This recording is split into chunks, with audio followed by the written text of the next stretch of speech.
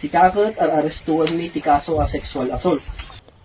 Naaresto ng mga otoridad ang isang lalaki na tinaguri ang top 10 most wanted person municipal level sa kasong 2 bilang ng rape through sexual assault sa barangay Oco, Pilar Abra.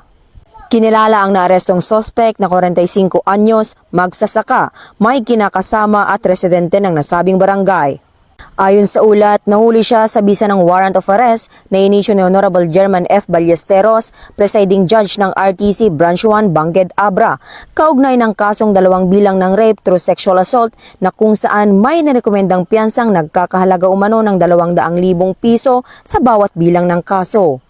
Ang nasabing operasyon ay sinagawa sa pinagsanib pwersa ng mga operatiba na pinangunahan ng Pilar Municipal Police Station, katuwang Provincial Intelligence Unit Abra PPO, Regional Intelligence Unit 14 at 2nd Abra Provincial Mobile Force Company.